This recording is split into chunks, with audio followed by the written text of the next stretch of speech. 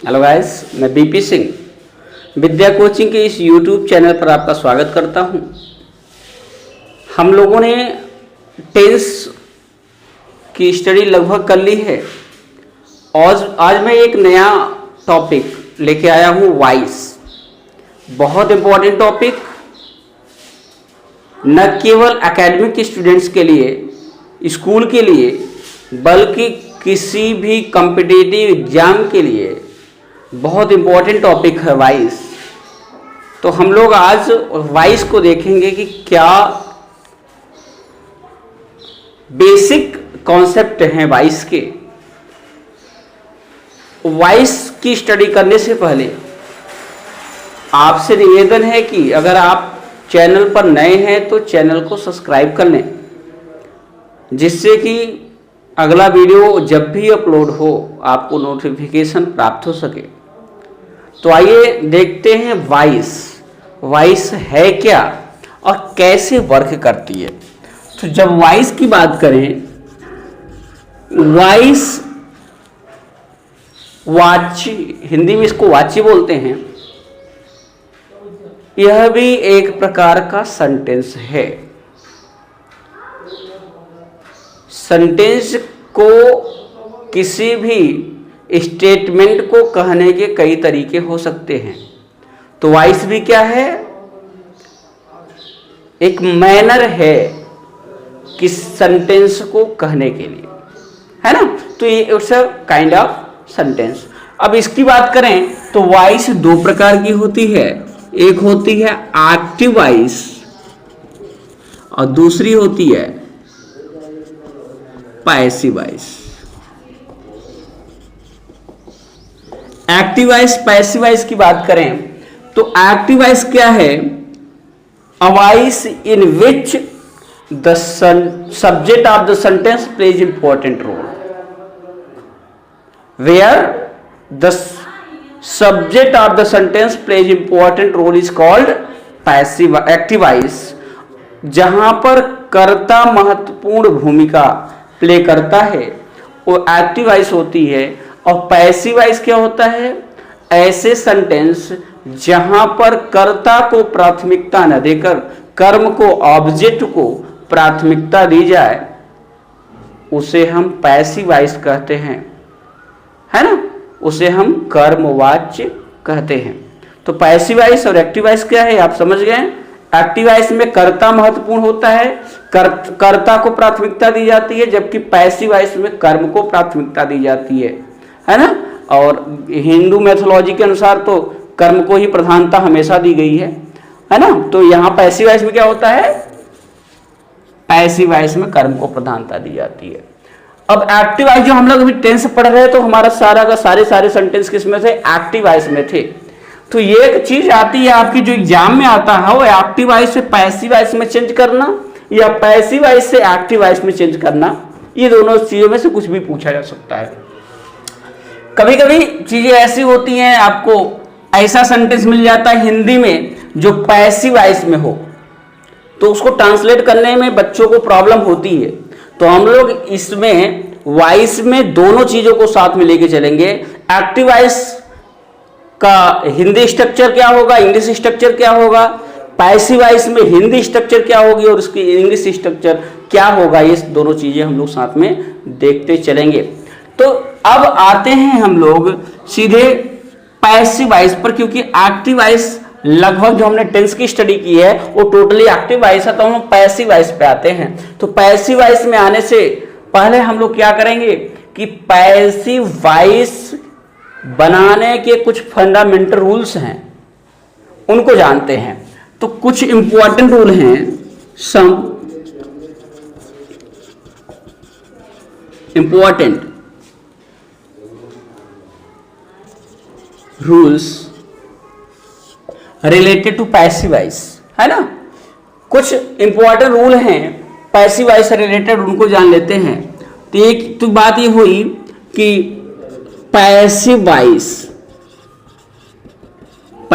Voice में हमेशा we third का प्रयोग किया जाता है।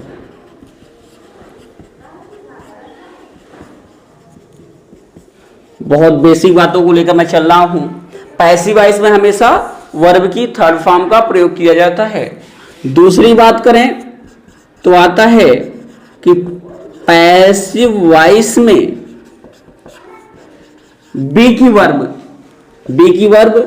Is, am, are, was, were, be, being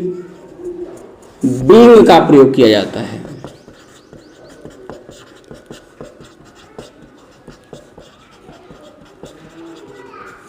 बिना इनके पैसिव वॉइस को सेंटेंस नहीं बनाया जा सकता। Be verb, is, am, are, was, were, be, being का प्रयोग किए बिना आप पैसिव वॉइस नहीं बना सकते, है ना। तो जब भी अगर is, am, are, was, were, be, being आ जाए और उसके साथ वर्ब की थर्ड फॉर्म लगी हो तो आप समझ जाइए कि ये सेंटेंस किस में है, आपका पैसिव वॉइस में है। अभी भी बच्चे जब कभी लिटरेचर पढ़ाते रहिए तो बच्चे कहते हैं सर ये कैसे हो गया, इसके साथ तो इज, एम, आर है और इसके साथ वर्ब की थर्ड फॉर्म आई है, ये सेंटेंस तो रॉन्ग है, बुक में मिसप्रिंट है। तो उसको बच्चे ऐसा इसलिए कहते हैं क्योंकि उनको पता नहीं है। पढ़ा तो है, उन्होंने वॉइस पढ़ी है, लेकिन वो कॉन्सेप्ट माइंड में नहीं बैठा हुआ है ना। तो वो चीजें आप माइंड में रखिए कि जब भी पैसिव वॉइस होगा उसके साथ बी की वर्ब जरूर होगी, is, am, are, was, were, be, being का यूज जरूर होगा और उसके साथ वर्ब की थर्ड फॉर्म का प्रयोग किया जाएगा। तो पैसिव वॉइस में पहली बात हुई कि पैसिव वॉइस में हमेशा थर्ड फॉर्म का प्रयोग किया जाता है वर्ब की, और बी की क्रियाओं का प्रयोग किया जाता है ना। तीसरी बात जान लेते हैं कि पैसिव वॉइस में प्रीपोजिशन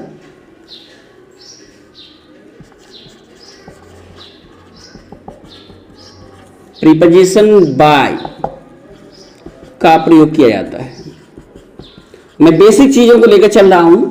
जनरली बाई का कुछ और ऐसे प्रीपोजिशन है जिनका यूज किया जाता है, आगे हम लोग उसको देखेंगे। लेकिन अगर बेसिकली मैं बात करूं, ज्यादातर हम लोग बाई का प्रयोग करते हैं। पैसिव वॉइस में प्रीपोजिशन बाई का प्रयोग किया जाता है, लेकिन कभी कभी अगर सेंटेंस में सब्जेक्ट नहीं होता है, पैसिव वॉइस में कर्म को प्रधानता दी गई, सेंटेंस में कर्म आ गया लेकिन कोई कर्ता नहीं है, तब बाई का प्रयोग नहीं किया जाएगा। इसको हम लोग आगे देखेंगे तो चीजें क्लियर होंगी। तो एक बेसिक बात जान लीजिए, पैसिव वॉइस में प्रीपोजिशन बाई का प्रयोग किया जाता है ना। तो ये मैं बहुत बेस बता रहा हूं आपको कि वर्ब की थर्ड फॉर्म का प्रयोग करेंगे, इज, एम, आर का प्रयोग करेंगे और बाई का प्रयोग करेंगे। बाकी सब्जेक्ट को ऑब्जेक्ट, ऑब्जेक्ट को सब्जेक्ट हम लोग स्ट्रक्चर में देखेंगे। तो अब क्योंकि पैसिव वॉइस में देखिए जो एक्टिव वॉइस है वही पैसिव वॉइस हमको चेंज करना है, तो हम टेंस को लेकर चलेंगे। टेंस में सबसे पहले हम लोग प्रेजेंट इंडेफिनिट टेंस को लेंगे। तो प्रेजेंट इंडेफिनिट टेंस को आइए देखते हैं।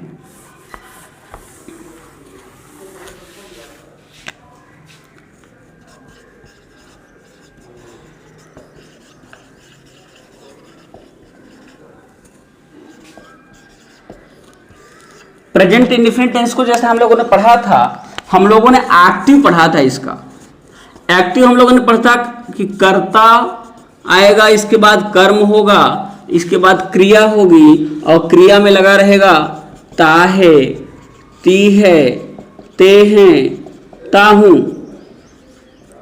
इस तरह का आएगा। कर्ता होगा, कर्म होगी, क्रिया होगा, ता है, ती है, ते आएगा। वो एक्टिव वॉइस की मैंने बात की तो इस तरह का होगा। इसको आप ट्रांसलेट करते थे तो आप रखते थे सब्जेक्ट। इस पर मैं बहुत ज्यादा नहीं जाऊंगा। अगर आप लोगों ने टेंस, जब तक आपका टेंस कंफर्म नहीं होगा, कंप्लीट नहीं होगा, वॉइस में आपको मुश्किल आएगी। अगर आपका टेंस क्लियर नहीं है तो आप प्लेलिस्ट में जा करके टेंस पूरा हमने उसमें पढ़ा दिया है, पूरे टेंस मिल जाएंगे आपको। सारे टेंस एक बार आप देख लें जिससे आपको वॉइस में दिक्कत ना हो। तो सब्जेक्ट होगा, इसके बाद वर्ब की फर्स्ट फॉर्म होगी, उसमें यस या ईएस लगाएंगे। कहाँ यस कहाँ ईएस? हम लोगों ने जब प्रेजेंट इंडेफिनिट टेंस पढ़ा था तो इसका हम लोगों ने वाइड देखा था कैसे होता है। इसके बाद आप ऑब्जेक्ट रखेंगे, अन्य शब्दों को रख देंगे। ये हमारा हो गया एक्टिव वॉइस। क्योंकि हम एक्टिव से पैसिव बनाना सीख रहे हैं, और पैसिव अगर हिंदी में आ जाए तो उसको कैसे ट्रांसलेट करें, दोनों चीजों को देख रहे हैं। तो हम अब आगे देखते हैं पैसिव वॉइस की क्या क्या स्ट्रक्चर होगा। पैसिव वॉइस से होगा, इसमें सबसे पहले कर्म आएगा, कर्ता भी आ सकता है, कर्म, इसके बाद कर्ता, कर्ता के बाद आएगा द्वारा या के द्वारा, कर्म आएगा, कर्ता आएगा, द्वारा या के द्वारा, है ना। कर्म, कर्ता, द्वारा या के द्वारा। इसके बाद आएगी क्रिया, क्या आएगी, क्रिया। और पैसिव वॉइस की सबसे बड़ी पहचान हिंदी सेंटेंस में आप कैसे पहचानेंगे कि सेंटेंस एक्टिव वॉइस में है कि पैसिव वॉइस में, तो आप देखिए द्वारा के द्वारा हो सकता है ना हो, लेकिन क्रिया में आई जरूर लगा होगा और इसके बाद जा आएगा। पास्ट में हो तो गया हो जाएगा, है ना। क्रिया में आई लगा होगा, इसके बाद जा आएगा और इसके बाद टेंस की पहचान ता है, ती है, ते है, ताहूं। इस तरह से आपकी एक्टिव वॉइस से पैसिव वॉइस में देखिए क्या डिफरेंट आया। यहां कर्ता पहले था, यहां कर्म होगा, इसके बाद कर्ता आएगा। कभी कभी सेंटेंस में कर्ता पहले आ सकता है, इसके बाद कर्म आएगा, लेकिन यहां पे सबसे बड़ी पहचान क्रिया में आइए होगा, इसके बाद जा आएगा और जा के बाद वो पहचान होगी आपकी ता है, ती है, ते है। क्रिया में आइए लगा होगा। तो ये है हमारी पैसिव वॉइस की हिंदी स्ट्रक्चर। पैसिव वॉइस का हिंदी स्ट्रक्चर कौन से टेंस में, प्रेजेंट इंडेफिनिट टेंस में। अब आइए इसको हम कैसे एक्टिव वॉइस से पैसिव वॉइस करेंगे, बहुत इजी वे में। आपने एक्टिव वॉइस का स्ट्रक्चर देख लिया है, इस तरह का अगर सेंटेंस एक्टिव वॉइस में है तो पैसिव वॉइस में कैसे करें ये देखिए। आपको कुछ नहीं करना, ये ऑब्जेक्ट आप देख रहे हो, ऑब्जेक्ट एज अ सब्जेक्ट। यहाँ ऑब्जेक्ट बटे सब्जेक्ट नहीं है, ऑब्जेक्ट बाई सब्जेक्ट नहीं है कि आपको मैथमेटिक्स लगा देना है, बी से बी कैंसिल कर देना है, ऐसा नहीं करना है। हमने यहाँ लिखा है ऑब्जेक्ट एज ए सब्जेक्ट। इस ऑब्जेक्ट को हमने क्या मान लिया, सब्जेक्ट मान लिया। पैसिव वॉइस में यही काम करना है, एक्टिव वॉइस के ऑब्जेक्ट को पैसिव वॉइस का क्या बना देना है, सब्जेक्ट बना देना है। क्लियर। अब इसके बाद इज एम आर का यूज करना। हमने कहा बी की क्रिया होगी, प्रेजेंट है इसलिए इज एम आर लगाएंगे। प्रेजेंट इंडेफिनिट में इज एम आर का यूज करेंगे। इस ऑब्जेक्ट के अकॉर्डिंग इसका नंबर क्या है, अगर सिंगुलर है तो इज, प्लूरल है तो आर, अगर आई है तो एम का यूज करना है ना। आई होप आपको प्रॉब्लम नहीं हो रही होगी समझने में। एक्टिव वॉइस के ऑब्जेक्ट को हम पैसिव वॉइस का सब्जेक्ट बनाएंगे और उसके अकॉर्डिंग हम helping verb is am are का यूज करेंगे। सॉरी। इसके बाद हमने कहा था कि वर्ब हमेशा थर्ड फॉर्म आएगी, इसलिए हम क्या करेंगे, वर्ब की थर्ड फॉर्म का प्रयोग करेंगे और इसके बाद बाई लगा करके इस वाले सब्जेक्ट को, एक्टिव वॉइस के सब्जेक्ट को एक्टिव वॉइस का सब्जेक्ट एज अ ऑब्जेक्ट, है ना। एक्टिव वॉइस के सब्जेक्ट को क्या बना देंगे, पैसिव वॉइस का ऑब्जेक्ट बना देंगे, अन्य शब्दों को रख देंगे। बहुत इजी वे में चीजें हैं, आपको डरने की आवश्यकता नहीं है वॉइस से। इन स्ट्रक्चर को फॉलो कर लेंगे तो आपको कभी भी वॉइस में कोई प्रॉब्लम नहीं आएगी।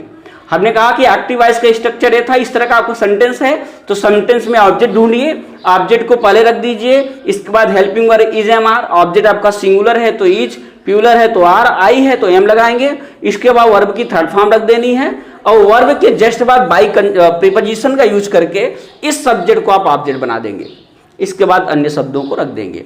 एक सेंटेंस देखते हैं, हिंदी देखते हैं, फिर इसको इंग्लिश में ट्रांसलेट करते हैं। एक्टिव वॉइस देखते हैं। जैसे कह दिया जाए, तुम एक पुस्तक खरीदते हो। क्या करते हो, तुम एक पुस्तक खरीदते हो।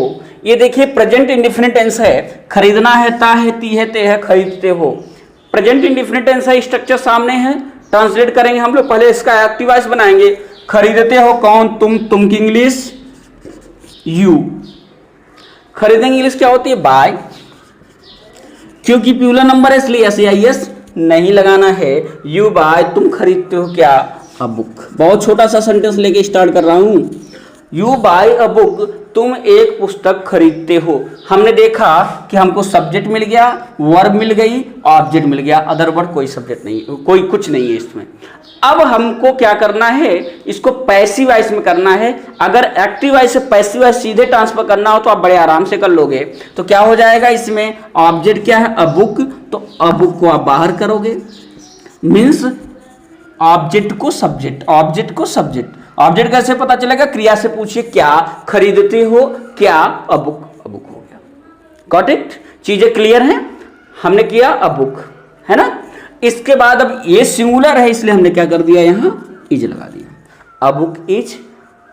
अब क्या करना है, वर्ब की थर्ड फॉर्म, बाय का थर्ड फॉर्म बाट,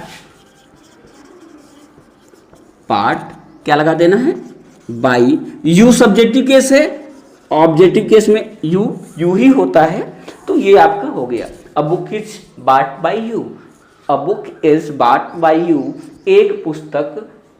अब इसको हिंदी में करेंगे तो इसको देखिए क्या करेंगे, सबसे पहले एक पुस्तक आएगी, हम इसको हिंदी में देखते हैं, तो इसको यहां पैसिव वॉइस हिंदी में यहां लिखते हैं, एक पुस्तक, है ना।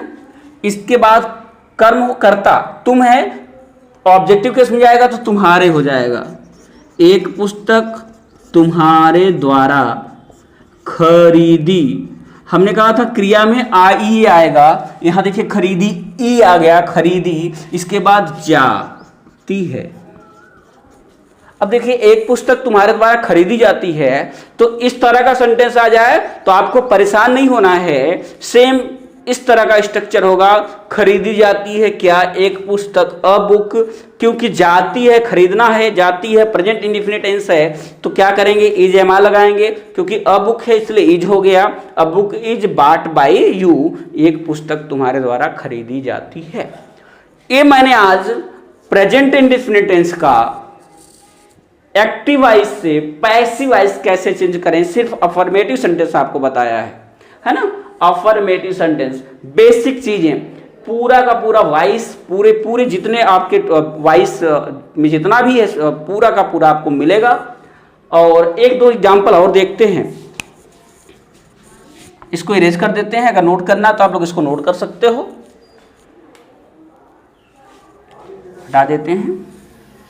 एक दो एग्जांपल और देखते हैं। कभी कभी सेंटेंस में क्या होगा, हिंदी सेंटेंस में पैसिव वॉइस में, मैं अब कुछ सेंटेंस पैसिव वॉइस में देता हूं, देखिए कैसे, जिसमें कर्ता नहीं होगा। जैसे कह दिया जाए कि गायें, फिर से मैं खरीदना क्रिया यूज कर रहा हूं, बेचना कर रहा हूं, बेची जाती हैं। अभी देखिए यहां पे होता किसी के द्वारा, तब तो आप बड़े आराम से पहचान लेते कि पैसिव वॉइस में है। क्या होता, जैसे होते कहा जाता कि मेरे द्वारा गायें बेची जाती हैं, है ना, मेरे द्वारा गायें बेची जाती हैं, तो आपको समझ में आ गया कि द्वारा लगा इसलिए सेंटेंस पैसिव वॉइस में है। लेकिन यहां पे देखिए सब्जेक्ट नहीं है, डोर नहीं है, किसके द्वारा वर्क किया जा रहा नहीं पता है, सिर्फ लिखा है गायें बेची जाती हैं। ऑब्जेक्ट है, बेची जाती हैं क्या, गायें, ऑब्जेक्ट मिल गया आपको, है ना। अब इसके बाद देखिए बेचना क्रिया है, इसमें आई ए लगा है, बेची ई आया, और जाती हैं, देखिए सेम स्ट्रक्चर है। तो अगर इस तरह का मतलब सेंटेंस आएगा और एक्टिव पैसिव वॉइस में है, सीधे हिंदी में पैसिव वॉइस है, और उसको अगर ट्रांसलेट करना हो तो आप उसको पैसिव वॉइस में ट्रांसलेट करेंगे, तो गाय बेची जाती हैं। मोर देन वन है तो क्या हो जाएगा, काउज आर सोल्ड, गाय बेची जाती हैं, है ना। क्रिकेट खेला जाता है, क्रिकेट इज प्लेड। बच्चे पढ़ाए जाते हैं, चिल्ड्रेन आर टॉट, है ना। आम तोड़े जाते हैं, किसी के द्वारा। तो अगर इस तरह का सेंटेंस आए तो कैसे आप उसको ट्रांसलेट करेंगे, ये चीजें आप लोगों ने देख ली। आप लोग अपने से कुछ सेंटेंस बना करके इसको करने का प्रयास करिएगा। अगले वीडियो में हम लोग प्रेजेंट इंडेफिनिट टेंस के other structure means other sentence को देखेंगे, और इसके बाद इंडेफिनिट के बाद कॉन्टिन्यूअस परफेक्ट जो भी है सारी चीज़ों को हम लोग देखते जाएंगे। Okay, thank you.